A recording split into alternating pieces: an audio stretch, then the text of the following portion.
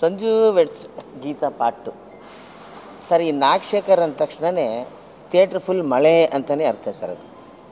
ಯಾಕೆಂದರೆ ಏನೋ ಒಂದು ಮೂಡ್ ಇಟ್ಕೊಂಡೇ ಅವರು ಶೂಟಿಂಗ್ ಮಾಡ್ತಾಯಿರ್ತಾರೆ. ಈ ಸಿನಿಮಾ ಅವರಿಗೆ ಫಲ ಕೊಡುತ್ತೆ ಅಂದರೆ ಅವರ ಹಾರ್ಡ್ ವರ್ಕ್, ಎಲ್ಲ ಟೀಮಿನ ಎಲ್ಲ ಹಾರ್ಡ್ ವರ್ಕ್ ಇದೆಯಲ್ಲ. ಎಲ್ಲೆಲ್ಲಿ ಸರ್ ಬರೀ ಸಿಳ್ಳಿಗಟ್ಟ ಅಂತ ಹೇಳ್ಬಿಟ್ಟು ಹೋಗ್ಬಿಟ್ರು ಅವರು.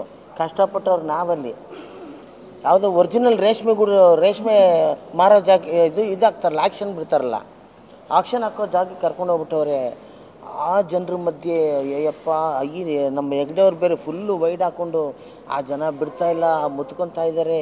ಆ ರೇಷ್ಮೆ, ಆ ಹುಳ, ನಮ್ಮ ರೇಷ್ಮೆ ಉಟ್ಕೊಂಡಾಗ ಎಷ್ಟು ಚೆನ್ನಾಗಿ ಕಾಣಿಸುತ್ತೆ. ಆದರೆ ಅದನ್ನು ಆ ಪ್ರೋಸೆಸ್ಸು, ಆ ಹುಳ, ಆ ಗೂಡೆಲ್ಲ ನೋಡಿಬಿಟ್ರೆ ಆ ಸ್ಮೆಲ್ಲು, ಅಯ್ಯಪ್ಪ ನಾನು ಊಟನೇ ಮಾಡಿಲ್ಲ ಅವತ್ತಿನ ದಿನ, ಸಾಧ್ಯನೇ ಇಲ್ಲ. ಅಷ್ಟು ಕಷ್ಟಪಟ್ಟು ಒಂದು ರೇಷ್ಮೆನ ರೆಡಿ ಮಾಡ್ತಾರೆ ಅಲ್ಲಿ. ಆ ಕಷ್ಟನ ನೋಡಿದ್ರಲ್ಲ, ಒರಿಜಿನಲ್ ಆಕ್ಷನ್ ಹಾಕೋ ಜಾಗ, ಆಮೇಲೆ ಆ ಹುಳುಗಳು ಇದ್ದಂಥ. ನನಗೇನು ಅನಿಸ್ತು ಅಂದರೆ ಇದು ಪ್ಯಾಟ್ರನ್ನೇ ಹೊಸದಾಗಿದೆ ಅಂತ. ರೆಗ್ಯುಲರಾಗಿ ಸಂಜೆ ವೆಟ್ಸ್ಗಿಂತ ಆತು ಒಂದು ಪಾರ್ಟ್ 1 ಆ ಥರ ಇಲ್ಲ. ಇದರ ರೂಟಿಂಗೇ ಬೇರೆ ಥರ ಇದೆ.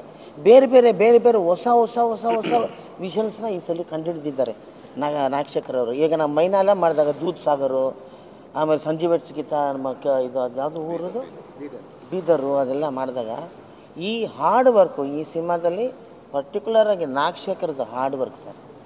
ನಿರ್ಮಾಪಕರ ಸಾಥು ತುಂಬ ಚೆನ್ನಾಗಿ ಖರ್ಚು ಮಾಡಿ. ಸುಮ್ಮನೆ ಫಾರಿನೆಲ್ಲ ಹೋಗಿ ಶೂಟ್ ಮಾಡೋದಂದರೆ ಲಕ್ಷಾಂತರ ರೂಪಾಯಿ ಬೇಕು, ಅದಕ್ಕೆ ಕೋಟ್ಯಾಂತರ ರೂಪಾಯಿ ಬೇಕು. ಅಷ್ಟು ದಿವಸ ಹೋಗಿ ಶೂಟ್ ಮಾಡೋದು ಒಂದೇ ಇಲ್ಲ, ಅದನ್ನೆಲ್ಲ ಮ್ಯಾಚ್ ಮಾಡೋದಿದೆಯಲ್ಲ. ಅವರ ಹಾರ್ಡ್ ವರ್ಕು ಇತ್ತೀಚಿನ ದಿನಗಳಲ್ಲಿ ನೀವು ಕೇಳ್ತಾ ಇದ್ದೀರಾ, ಏನು ರಮ್ಯಾ ಅವ್ರನ್ನ ತುಂಬ ಚೆನ್ನಾಗಿ ತೋರಿಸಿದ್ರಿ, ಆಮೇಲೆ ರಚಿತಾ ಅವ್ರನ್ನ ಹೆಂಗೆ ತೋರಿಸಿದ್ರಿ ಅಂತ ಕೇಳ್ತಾ ಇದ್ದಾರೆ. ರಮ್ಯಾ ಅವರು ಚೆನ್ನಾಗಿದ್ದರು, ಅವ್ರು ಚೆನ್ನಾಗಿ ತೋರಿಸಿದ್ರು. ಕರೆಕ್ಟ್ ನೀವು ಕೇಳಿದ ಪ್ರಶ್ನೆ. ಇತ್ತೀಚಿನ ಈ ಒಂದು 10 ವರ್ಷನೇ ಅಥವಾ ಒಂದು 8 ವರ್ಷ ಅಂತ ಹೇಳ್ಬೋದು. ಈ 8 ವರ್ಷದಲ್ಲಿ ಇಂಥ ಬ್ಯೂಟಿ ಹೀರೋಯಿನ್ ನಾನಂತೂ ನೋಡಿಲ್ಲ ಸರ್. ನೀವು ನೋಡಿದ್ದೀರಾ? ಹೇಳಿ ಒಬ್ರು. ಇಲ್ಲ, ಬೇರೆಯವರು ಇಲ್ಲ. ಇನ್ನೂ ಚೆನ್ನಾಗಿ ತೋರಿಸ್ತಾ ಇರ್ತಾರೆ. ಒಂದು ಒಳ್ಳೆ ಬ್ಯೂಟಿ ಹೀರೋಯಿನ್ ಇದ್ದಾಗ ಅದೇ ಥರ ಶಾರ್ಟ್ಸು ಬರುತ್ತೆ, ಅದೇ ಥರ ಡೈರೆಕ್ಟ್ರಿಗೆ ಮೂಡು ಬರುತ್ತೆ, ಹೀರೋಗಳಿಗೂ ಒಂದು ಒಳ್ಳೆ ಸಾಂಗ್ ಬರುತ್ತೆ, ಒಳ್ಳೆ ಡ್ಯುಯೆಟ್ ಬರುತ್ತೆ, ಒಳ್ಳೆ ಸಿನಿಮಾನೂ ಆಗುತ್ತೆ. ಜೊತೆಗೆ ಇದು ಬೇರೆ ಜಾಗಗಳೆಲ್ಲ ಆ ಸೈಕಲಲ್ಲಿ ಇದನ್ನು ಹೊತ್ಕೊಂಡು ಹೋಗೋದು. ಪಾಪ ಅವರು ಒರಿಜಿನಲ್ ಆಗಿ ಈ ನಾಗಶೇಖರ್ ಎಷ್ಟು ಕೆ ಜಿ ಇದ್ದಿರ್ಬೋದು? ಅದು 70 kgನ ತಲೆ ಮೇಲೆ ಒರೆಸಿ, ಅದೇನದು TVS 50 ಕೂರಿಸ್ಬಿಟ್ಟವ್ರೆ. ಆಮೇಲೆ ನನ್ನ ತಲೆ ಮೇಲೆ ಓಡ್ಸಕ್ಕೆ ಬರ್ತಾರೆ. ಅದನ್ನು ಉಟ್ಕೊಂಡು ಆ TVS ಅಲ್ಲಿ ಹೆಂಗೆ ಹೋಗೋದು ನಾವು? ಈ ಥರ ಪ್ರಯತ್ನಗಳು ತುಂಬ ನಡೆದಿದೆ ಈ ಸಿನಿಮಾದಲ್ಲಿ. ಯಾವುದೋ ಸಂಜೆ ವೆಟ್ಸ್ಗಿಂತ 2 ಇದು ಬೇರೆ ಥರ ಕಲರ್ ಇರೋಂಥ ಸಿನಿಮಾ ಇದು. ನನಗೇನು ಫಸ್ಟ್ ಪಾರ್ಟ್ಗೂ ಇದಕ್ಕೂ ಲಿಂಕ್ ಇರ್ಬೋದು, ಮತ್ತು ಕತೆ ಅಂತ ತೊಗೊಂಡಾಗ ಇದು ವೈಡ್ ಆಗಿದೆ, ಬೇರೆ ಥರನೇ ಜಾನರಲ್ಲಿದೆ ಅಂತ ನನಗೆ ಅನಿಸ್ತು. ಏನು ಸರ್ ನಿಮ್ಮ ಎಲ್ಲರ ಕೋಪ್ರೇಷನ್ ನೋಡಿ. ಎಲ್ಲ ನಮ್ಮ ಏನಮ್ಮ ಹೆಸರ ಮರ್ತಾ ಅಲ್ಲ, ನಮ್ಮ ದಾಡಿ ವಿಜಯ್, ನೀವು ಕಿಶನ್ನು ಮ್ಯಾನೇಜರ್ ಆಗಿದ್ದಿದ್ದಲ್ಲ ನೀವು ಫಸ್ಟ್ ಮ್ಯಾನೇಜರ್ ಆದವರು.